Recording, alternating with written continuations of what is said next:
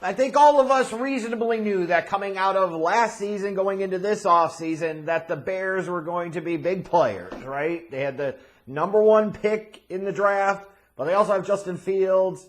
They were going to be able to find somebody that they could sucker into trading back and getting a bunch of present and future draft pick capital to move down. They did that. The Bears also had the most salary cap space, so they had plenty of money to spend. Money should be no object. So you knew they were going to be investing in the offseason, in the free agent market, on both sides of the ball, specifically in the trenches.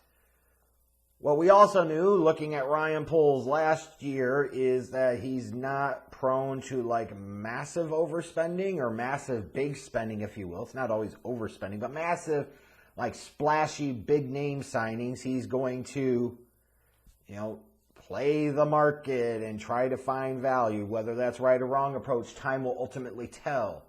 But you knew he wasn't going to go hog molly wild, but he was going to spend some money, and that's basically what we saw. And as I mentioned, you assumed there was going to be a heavy investment in the trenches on both sides of the ball. You saw that in the offensive line with the signing of Nate Davis, the drafting of Darnell Wright to play right tackle with the 10th overall pick. Like, at least there was some attempt to address the offensive line. Wish he would have fucking addressed center. Why the hell are you going into the season thinking about Cody Whitehair and Lucas Patrick as your 2 center options? That's dumb. Like, that feels like you're settling for stupidity instead of striving for the best. It's my opinion. But one of the big things you knew is, as bad as the offensive line was, which was the biggest priority to fix in this offseason, you knew the defensive line was arguably like priority 2. That was a really bad unit last year. They were bad in terms of stopping the run. They were horrible in terms of getting into the backfield consistently, disrupting plays, getting pressure on the quarterback, getting home to the quarterback. So you expected that Poles was going to invest quite a bit on the defensive line in the offseason. And brought in DeMarcus Walker, which I thought was a nice signing, although I looked at him and said, okay, then you must be thinking of him mostly for being an interior pass rusher on third downs and passing situations in this system, which is what you think he ultimately is going to be. He's going to be a starting base end, but he's going to flip inside a lot, which is the best role he could probably play in Chicago. But it was like a nice signing, but it wasn't one that makes you go, wow, like that's a game changer, right? They signed Andrew Billings, again. Nice, solid signing, starting nose tackle type, but not going to bring you a ton consistently as a penetrator, not going to bring you a ton in terms of consistently getting heat on the quarterback. The point I'm getting at here is, didn't invest a ton in the defensive line when you would have expected more. Now, they invested in the defensive line in the draft by taking Jervon Dexter Sr. and Zach Pickens, but those are both like 3 techniques, those defensive tackle type guys. It was really surprising to me in a draft that was pretty deep at edge rusher that the Bears at no point in time invested a pick in an edge rusher. I personally think that was a mistake, especially since they really didn't double down in free agency to get one. So coming out of the first run of first wave of free agency, the draft, I think there was an assumption by me that, hey, they got to go find another edge rusher. A lot of other Bears fans, a lot of media are talking about the Bears might end up signing another edge rusher. And understandably so, because you could see it. It's just smacking you straight in the face. Like, this is a major need for this team. But they finally struck and made a move here in this past week to address that gaping, vast need at edge rusher by signing Yannick Ngakoue to a 1-year deal, I think for about $10.5 million. Now, my biggest criticism of Ryan Poles here is not this deal. Ngakoue is somebody I thought made sense for this team for about a fucking year now, right? Like, this is somebody I wanted them to sign for a year. So even if it doesn't go well, I can't blame Ryan Poles because I'm lockstep with him here. And if it goes well, then I look good too. It's all good, right? But for Ngakoue, you bring him in for 1 year, $10.5 million, but you give him this money after training camp has already started? Like, why couldn't this have gotten done a month ago? I know that might seem like kind of nitpicky criticism, but it's a legit question of why in the fuck didn't you get this deal done if you knew you were ultimately going to give him 1 year any damn ways? Did it really matter whether it was $10.5 million or $12.5 million? Get the guy into fucking camp before camp starts. You're going to say, well, that's not a huge deal because Ngakoue's played in the system before. I agree.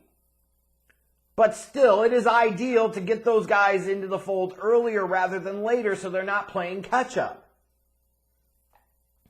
That I question. But in terms of the actual signing of Ngakoue itself, I mean, this is a really solid signing. When you look at Ngakoue in his NFL career, his first 7 seasons, 8 sacks as a rookie, 12 in 2017, 2018, 9.5, 2019, 8, 2020, 8, 21, he had 10 sacks. Last season, he had 9.5. He's a consistent producer in terms of as an edge rusher. You sometimes could say, well, his pressure rate's a little here and there, but he can actually get pressure on the quarterback. He comes into camp, and from day one, he's the best pass rusher the Bears have, period. There is no debate on this. He's the best pass rusher they fucking have, and probably by a good distance. To which you might say, well, if he was so great, why was he available here at this point?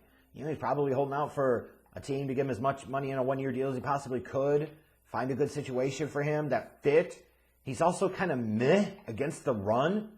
So how much are teams really invest in those types of guys? That's why he's played on several teams throughout his career, because he's really kind of one-dimensional, let's be clear. But at this stage, the beggars can't be choosers. And the biggest need for the Bears was they needed somebody that can get after the fucking quarterback, and Ngakoue can. And when you look at him and what he brings to the fold compared to Danielle Hunter for the Vikings and what they're paying him, the Bears are getting a bargain. Look, straight up, head on, I'm taking Danielle Hunter over Ngakoue, period. Hunter is a better all-around player and a little bit better as an edge rusher as well. But the Vikings are paying him like $20 million this year. The Bears are paying Ngakoue like $10.5 million. I think Hunter is a better player. Hunter is not twice the player that Ngakoue is. So when you look at it relative to that, and sometimes that context is important, and sometimes that context does matter, right?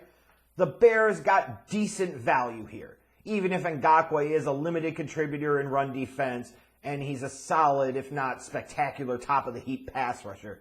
If he comes in and he produces to his career averages, and he gives you somewhere between 9 to 10 sacks, then you're going to feel like that was a decent signing. And there is certainly a chance that this is not a 1-year thing for Ngakoue in Chicago. There's certainly a chance that you go into this season and he plays well, and you end up giving him a big 3 or 4 year contract in terms of guaranteed money. That is certainly possible, and not something I would rule out by any stretch of the imagination. But additionally, the good thing with this signing for Ngakoue, with it only being a 1-year deal, is it has absolutely no impact on if you want to go into next year's draft and you say you want to invest and double dip early on edge rushers, which you look at one theme that stands out a little bit from Ryan Poles early in his draft history. He likes to double dip early. He double dipped in round 2 twice on defensive backs in 2022. This year's draft, he double dipped at defensive tackle with Dexter and Pickens in rounds 2 and 3. So there is a bit of a theme there. And you could certainly see him wanting to double dip to address a weakness, which is still going to be the edge rush, right? Beyond Ngakoue, beyond Walker, there's not a ton here. So it's still going to be a need. But this is a logical, sensible, reasonable contract. This was the right move to make. I wish you would have gotten him into camp earlier. This is not one of these things that changes the whole dynamics of everything for the Bears, but it is something. And it shows that he was understanding that they needed to still address this fucking position. So I will take that. I'm excited to see what Ngakoue can bring to the defensive line. And, you know, the Bears are slowly improving that unit to a point where in 2023, if this defense stinks, then you should have major questions about Eberflus and whether or not he should be the long-term coach for the Chicago Bears.